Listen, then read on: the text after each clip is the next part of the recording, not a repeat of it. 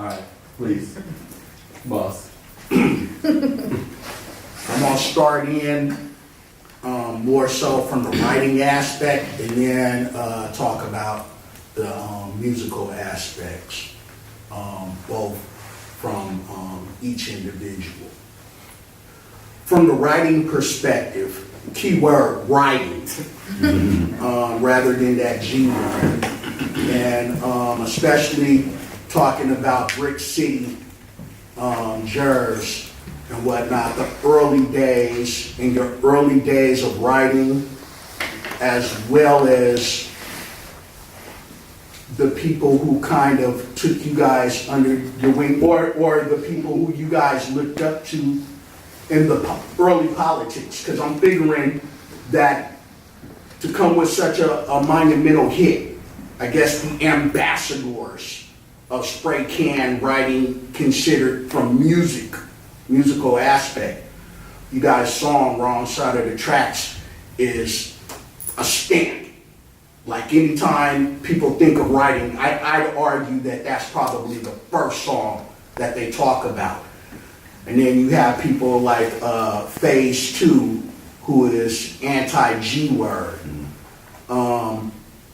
With so many young writers here and whatnot, and of course we're on the West Coast, so we don't have the same politics that they have over New York, Jersey, so forth, so on. Could you guys expand on that individually from both of your perspectives, if you don't mind?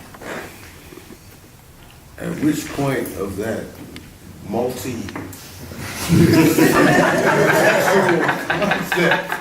your question was baffling, a great question, but I don't know where to begin to start answering it. Which part specifically do you want me to answer right now? Well, I'm glad you said it like that too. As early as you can go, if you could go into the 70s, like say for instance, if you had older cousins or uncles, all right, if you were wherever you feel that the spirit is moving you to drop some gems, then I'm going to accept it as that. I'm not trying to debate or, set you up or nothing. No, your earlier question, as layered as it was, yes, sir, had many points that I would like to have addressed, but I didn't know where to start from. Wherever you think. When you broke it down just then, you took it to another direction. Yes, sir. Which I appreciated because it was that much more simpler. Thank you. Thank you. Okay, so in a nutshell, I'm going to evaluate what you said as what put the battery in my back sonically, musically? As far as the writing aspect. 70. As far as the writing aspect? Yes, sir. Oh, I said the Z word. Talk about graffiti. All right. Well, me personally, this is the conundrum between the left and the right side of the brain. I've been drawing and writing, so I'm used to having a writing utensil in my hand at all times. But it started as an art aspect.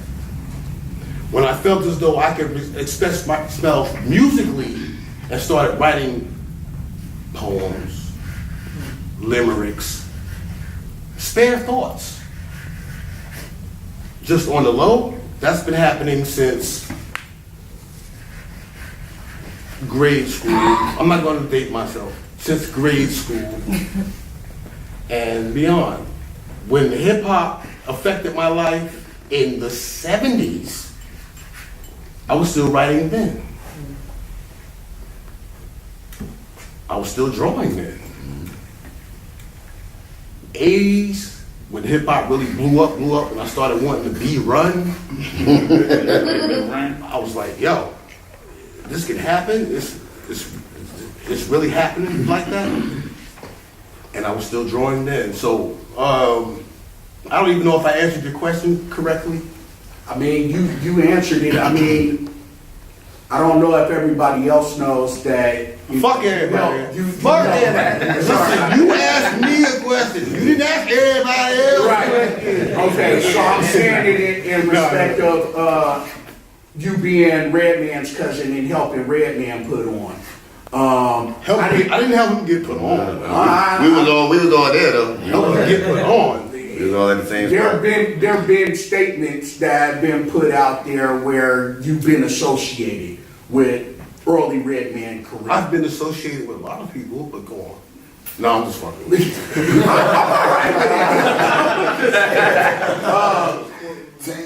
you. You know, when I would say that when people travel around the world and then people will say, we listen to hip hop.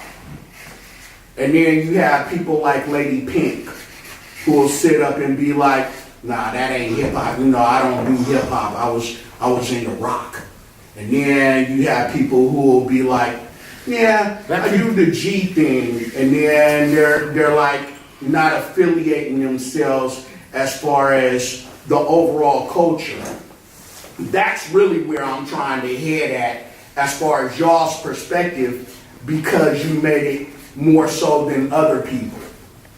I just think that, like I said, growing up, you across the water from where we from the outside looking in, we never really looked at it as, you know, like I said, only till we started going to the city and you started feeling the vibe a little different because you're not from there. You know, we just wanted to contribute, you know, something to where it was something we always did, whether through our friends, affiliates, through Tame with New York writers. We just felt like we were doing something normal, and it was something nobody else was doing, something we always talked about, like when we get a chance, we're gonna talk about this, and this. Not so much like in that order, but we just like everything that we ever did growing up, dudes coming from New York, coming to Club Sensations, those are the only elements in New York we had coming to Jersey until we was a part of it. And like I said, like early influences for us, Lakim Shabazz, good friend of ours to this day, to see him do the things he did and be recognized through Nas. You look at, like, no, I went to school with Naughty. I'm a grade under them. So I watched them do their first outing as New Style in school, leather jackets, fades up the head, KG, you know, I saw all that. And then even with Red, who was a DJ first, I met through a friend, and just like knowing the ties he had, once me, him, and Tane got together, we used to be in his house, in his father's basement, just making freestyle tapes with a 7.6 Digitech and a foot pump that we used to hold in our hand to click the staple to make sure it was on time. So, you know, a lot of things that Red did early with us, we watched him go to Sensations one night at an EPMD show and watched him just get, let's go. and me and Tane was the closest to him, besides Do It All at the time. Because him and Do It All had a group together. So when we was, you know, telling him what we was doing, we underneath Brand Nubian, going to New Rochelle, telling him we doing demos with them, chilling at Lord Jamal house, spending the nights with him, going to Sadat's basement, recording. So he's like, okay, bet. We still just know he out there with them. We know he DJing on tour for them, him and K Solo, everything. One day, he came to his house, knock on the door. There's no phone, I'm downstairs, knock on the door, look through the peephole. He go to the door, look through the peephole. Oh shit. I look in the peephole, oh shit. Open the door, he's standing like this, his back turned to the door. His squad jacket on, bullet holes all in the shit. We like, yo, you did? But he come in the house like, I seen y'all on MTV with Brand New. So we like, yo, okay. We all getting into knowing now that it's serious and it can be more serious. And now today, we still family. These early influences we had still working.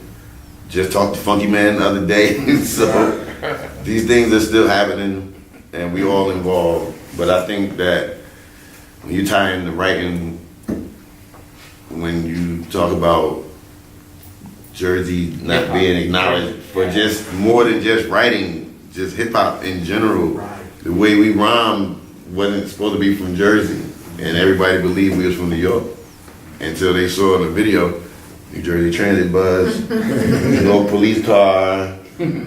What the hell? Jersey hip hop sound like that because the most concrete hip hop is red. Like as far as like gritty, still to this day, like you know, he wasn't even gold at the time till later on. So we always was considered the gritty part of the hip hop from Jersey, along with Lords, K-Def, Real Live. You know, I can't forget that. So it's a lot of Jersey brings a lot to the table when you're trying to prove yourself. Yes, sir. In all elements. That's you why. can't get South Jersey too. You South Jersey, yeah. Poor righteous teachers, you know. I said that. I said YZ. I said King Son. All right. A lot of cats. Questions about School West Coast, come out and stuff like that, just for, you know what I mean? I was there when you guys released the videos. That was the first news rapping that had Reograph and stuff. So I recognize, much respect. As far as our crew, we ran our program a lot similar way, true hip hop, graph, break dancing, DJing, the whole nine, all the elements. Also a student of the game, back in the days, came across an old documentary called The Writing on the Walls about New York, New Jersey. And so I was always curious if there was a connection between you guys. I know you guys probably predate some of them cats, but where does it all fall in place? The Newark, New Jersey scene with Too Sweet Hakeem, Revenge, Prince, and how does that fall in place with y'all? And was that a different scene where you guys interconnected? That was the scene. With Too Sweet Hakeem and VOS in Brick City, Wow. when you went to get your shirts done, when you went to get your jackets done, all your graffiti needs, that's who you went to. Downtown Newark, they had a shop. That was it. I forgot the name of the spot exactly, but Too Sweet Hakeem and Revenge, VOS crew. That's where their central base of operations was, and that was just history. It was like the Brick City Shirt King. Everybody Right, did. Especially hot. Indeed. I guess just like thinking about when I think about the the 90s and even to early 2000s, there was spells of people biting styles and taking somebody else's stuff and it'll work for them for maybe a song or two, but then you can't just keep on biting somebody else's stuff forever. Right. And they'll get outed, they'll fall off, never hear from them again. Nowadays it's it's kind of rampant. Somebody bite a style, and then somebody else bite the style from the person who bit the style. So it's double serving the whackness. And what do you feel is needed for MCing and hip hop as a whole, MCing, writers, anybody who's doing the art form? What's needed for us to get back to originality and having all the different styles and all the different ways that people rock? Well, one start is my man being here. I don't know your name. Say. All right, you being here. Last night we did a show in Fresno. 2 other young cats, 13 and 14, was there. It start with that first. It has to be some kind of teaching again, a rule book, some kind of law book because all laws are broken right now and it's been like that for a minute. I could just go back to the times where you hear remixes where the beat would be different and new vocals, and after a while it got comfortable where dudes just I was gonna take the beat and just put different people on it and add more people on it. So that started happening. Cats have abandoned those laws of biting. Where if you did that when we was young and doing what we were doing, you get beat up. Yeah. Totally, you all battle for the name, whatever, but you wasn't inclined to bite somebody else's style. That's why G-Rap sounded different from Kane and the same crew as Craig G and Ace and Shantae and all that. Whether it was Wu-Tang, they all don't sound the same. Slang-wise, maybe because they're all from the same neighborhood, but MC-wise, the style-wise, no. So I think that's where it got to start from. people got to get, not say so much called out, but you should want to be different. You should want to be original. You should want to not be like the next dude. That's where a dude like Kendrick come from. You know, not being like the rest of these. I don't like to say, I'd rather say young cats today that don't understand that part of what hip hop is, don't want to understand it, don't care. It has to be something where somebody got to say something, and the age range, maybe like say what J. Cole did, to make cats understand that it's not so much about how much money you make. At the end of the day, it's still about you being an MC. All right. Well, cool. We'd like to wrap up that part of the session, please. Make some more. Thank you guys for coming out.